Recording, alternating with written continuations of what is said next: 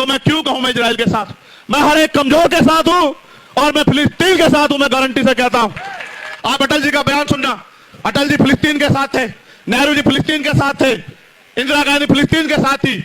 और आज की सरकार अपने निजी संबंधों को बचाए रखने के लिए अपने देश की फॉरेन पॉलिसी खराब कर रहे हो। चाइना का मुकाबला करो अगर तुम में दम है प्रधानमंत्री जी, हम आपके साथ खड़े हैं। चलो चाइना की तरफ आगे बढ़ो, चलो कूच करो, हम देखेंगे आप में कितना दम है। आज से पहले गोली हम खाएंगे, ये देश हमारा है, इस मुल्क के लिए शहादत हम सहेंगे।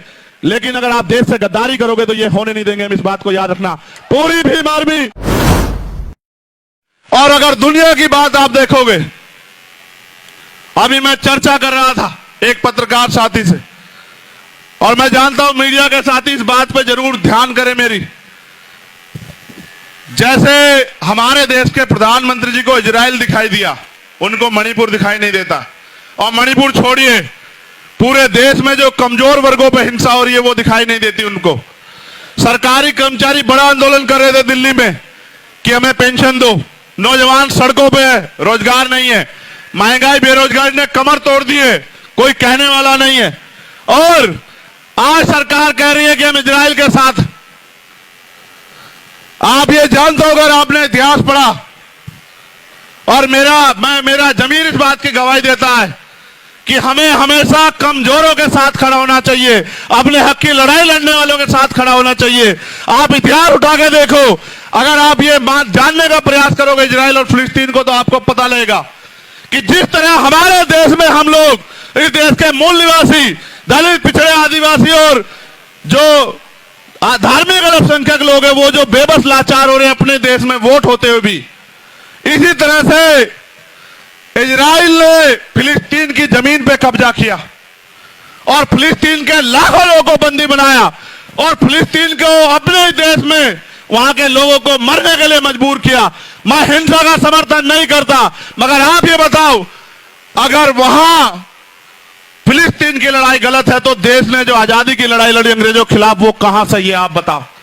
यहां भी तो शहीद आजम सरदार भगत सिंह ने अपने प्राणों के बलिदान दिए, उनकी यूनिट ने प्राणों के बलिदान दिए अपनी मातृभूमि की रक्षा के लिए, उसको आजादी के लिए अंग्रेजों से। अगर आज उस बात को वो लोग गंभीरता से आगे बढ़ा रहे हैं, तो मैं क्यों कहूं मैं इजराइल के साथ? मैं हर एक कमजोर के साथ हूं और मैं फिलिस्तीन के साथ हूं, मैं गारंटी से कहता हूं। क्योंकि अगर किसी का हक छिनेगा वो चुप नहीं बैठेगा, सरकार को जवाब देना पड़ेगा कि सरकार अपने निजी स्वार्थों के चक्कर में विदेश पॉलिसी खराब ना करे।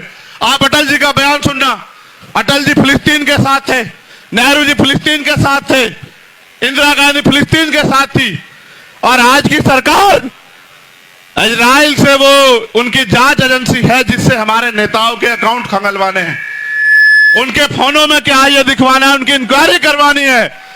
अपने निजी संबंधों को बचाए रखने के लिए अपने देश की फॉरेन पॉलिसी खराब कर रहे हो। चाइना का मुकाबला करो अगर तुम में दम है प्रधानमंत्री जी, हम आपके साथ खड़े हैं। चलो चाइना की तरफ आगे बढ़ो, चलो कूच करो, हम देखेंगे आप में कितना दम है। आज से पहले गोली हम खाएंगे, ये देश हमारा है, इस मुल्क के लिए शहादत हम सहेंगे।